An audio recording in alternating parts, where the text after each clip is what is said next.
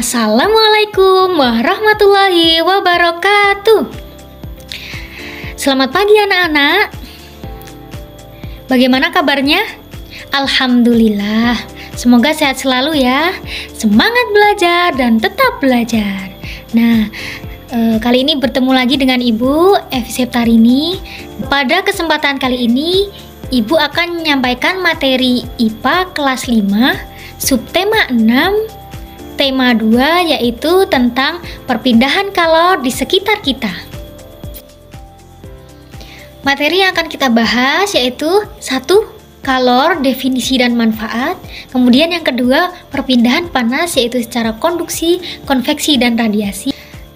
Nah, ini ada tujuan pembelajaran. Yang pertama, siswa dapat mendeskripsikan kalor setelah mendapatkan pematerian tentang kalor. Kemudian yang kedua, siswa dapat membedakan antara konduksi, konveksi, dan radiasi yang dihubungkan dengan fenomena kehidupan. Yang pertama kita bahas yaitu panas atau kalor. Pernahkah kamu membantu ibumu masak sayur? Tahukah kamu mengapa api kompor dapat memanaskan air dalam panci sehingga sayuran yang ada di dalamnya menjadi matang? Nah, ketika kamu masak sayuran, panas dari api berpindah ke dalam panci, kemudian panas tersebut berpindah ke dalam air, sehingga air menjadi panas dan sayuran pun akan matang. Peristiwa tersebut membuktikan bahwa panas atau kalor dapat berpindah. Nah, definisi kalor sendiri, kalor adalah suatu bentuk energi yang bisa berpindah dari benda yang bersuhu tinggi ke benda yang bersuhu rendah jika keduanya dipertemukan atau bersentuhan. Selanjutnya, manfaat panas atau kalor. Nah, kalor itu memiliki berbagai manfaat. Yang pertama, mempertahankan suhu atmosfer.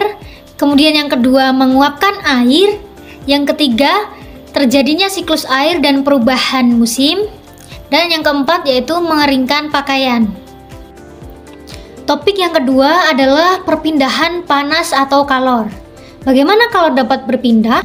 Kalor ini dapat berpindah melalui konduksi, konveksi, dan radiasi. Yang pertama adalah konduksi. Nah, konduksi adalah perpindahan panas yang tidak diikuti oleh zat perantaranya. Kemudian konveksi ini adalah perpindahan panas yang diikuti oleh zat perantaranya. Kemudian yang terakhir adalah radiasi. Apa itu radiasi? Yaitu perpindahan panas tanpa zat perantara. Agar kalian lebih mudah memahami peristiwa konduksi, kalian lihat pada gambar. Ini adalah gambar beberapa anak yang sedang memindahkan buku secara estafet. Nah, buku ini kita upamakan sebagai kalor, kemudian orang yang memindahkan ini adalah sebagai zat perantaranya. Nah, ketika kamu memindahkan buku secara estafet, yang berpindah hanya bukunya saja. Sedangkan kamu dan teman-temanmu masih diam di tempat dan tidak berpindah. Begitu pula dengan peristiwa konduksi yang hanya kalornya saja yang berpindah dan zat perantaranya tetap. Contoh lain misalnya apabila lilin ditempelkan pada besi atau logam yang sedang dipanaskan, maka lama-kelamaan lilinnya akan meleleh dan terjatuh dan panasnya saja yang berpindah. Kemudian ini ada contoh lain dari perpindahan secara konduksi. Selanjutnya, contoh perpindahan kalor secara konveksi. Nah, kita lihat pada gambar. Ini ada beberapa anak yang sedang memindahkan buku dari satu tempat ke tempat yang lain. Nah, buku ini kita umpamakan sebagai energi panas. Kemudian yang memindahkan atau anak yang memindahkan ini adalah medianya. Nah, ketika kamu memindahkan buku tersebut ke tempat yang lain, tentu kamu akan ikut bersama dengan buku-buku tersebut.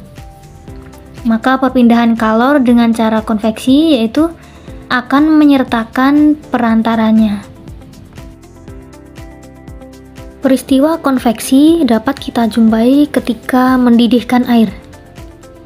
Nah, ketika kita mendidihkan air, perpindahan panasnya diikuti oleh perpindahan air.